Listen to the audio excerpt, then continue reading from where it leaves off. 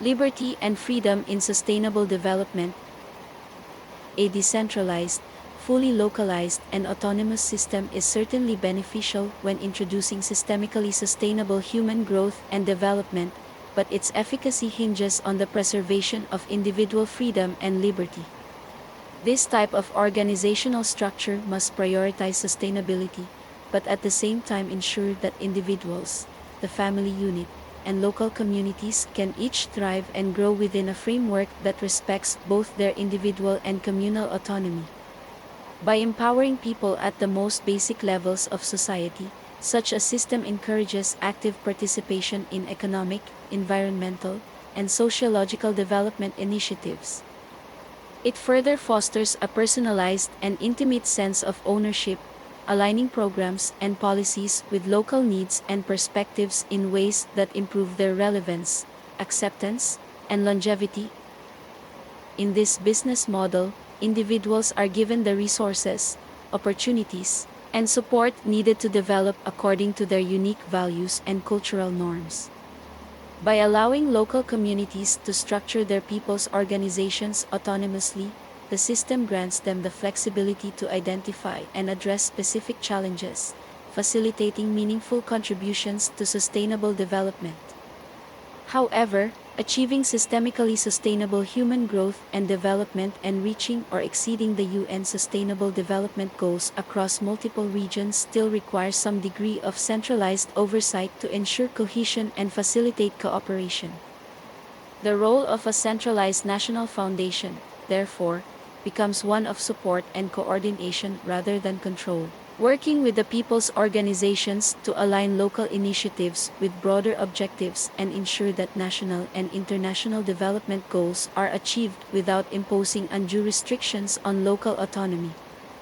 This organizational framework ensures the National Foundation provides logistical, financial, and organizational support, enabling the decentralized entities to operate efficiently while at the same time respecting their independence. The cooperation between the centralized national foundation and local and autonomous people's organizations builds a more symbiotic relationship that leverages the strengths of both structures. It allows the individual and community level units to function independently while also connecting them to larger frameworks for knowledge sharing, financial and material assistance, and regulatory support, which are all critical for addressing larger systemic issues. This approach is the only viable path to achieving systemically sustainable human growth and development. It provides a balanced structure that encourages personal growth and community well-being within a broader sustainable framework. Such a business model underscores that sustainable development is best achieved when individuals retain their freedoms and local communities have the autonomy to shape their futures while being supported by a centralized system that coordinates, aligns, and facilitates the broader goals.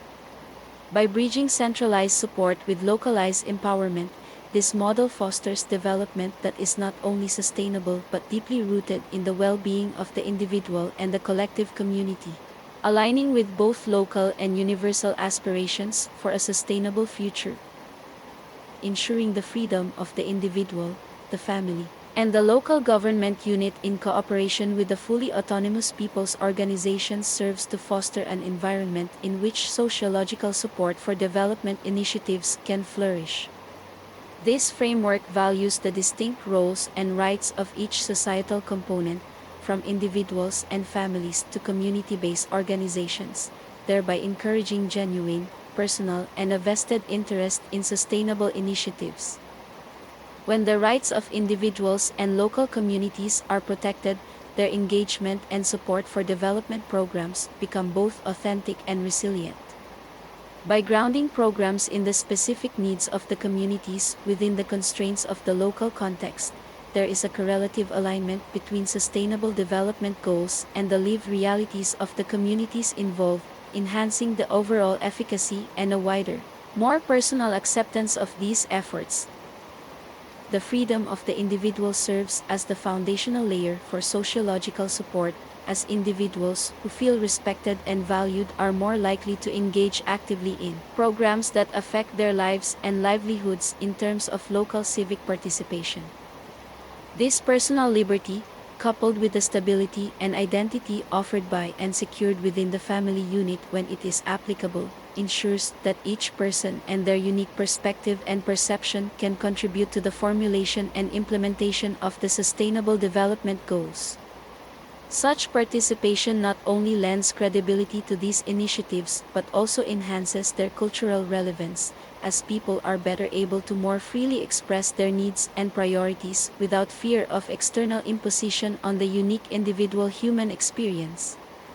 This further empowers individuals to become active advocates, participants, and stakeholders in projects and programs that deliver tangible benefits at the local level, creating a positive feedback loop of trust, support, and effective program execution. The role of local government units within this framework is also critical, as they provide a formal governmental structure through which resources and regulatory support can flow at the local level, autonomously, and in full and complete compliance with Philippine laws. By maintaining the autonomy of these units, decentralized systems honor the distinct needs and dynamics of each community. Local governments understand the complexities of their constituencies and are better equipped to balance regional and national directives within the local context and specific to localized needs. This balance of power further supports the people's organizations, which act as direct community representatives and operate with the freedom necessary to address specific challenges and priorities unique to their communities. In turn, these organizations are empowered to focus on relevant, immediate solutions that align with the broader sustainable development goals promoted by the national and international bodies.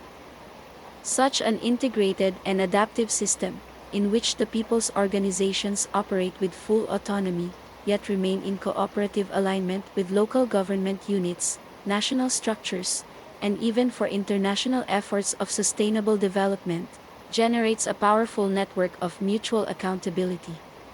It assures community residents that sustainable development programs are both representative and beneficial, and not merely top-down mandates.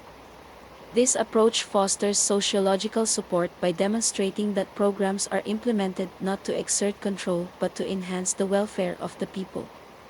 When the community sees that these efforts genuinely support their needs and safeguard their way of life, the likelihood of active involvement and endorsement increases significantly. Moreover, when benefits are visible and tangible, the connection between local efforts and broader global objectives becomes more pronounced, providing clear motivation for continued engagement. Ultimately, this decentralized, autonomous, and freedom-respecting framework integrates national and global development priorities with local identity and autonomy. It encourages full sociological support by aligning the goals of international and national programs with the welfare of local communities and their residents. This system fosters a collaborative environment where local voices are prioritized and protected, ensuring that development initiatives have the support they need from the very communities they are intended to serve. Please like, share, subscribe, and comment below.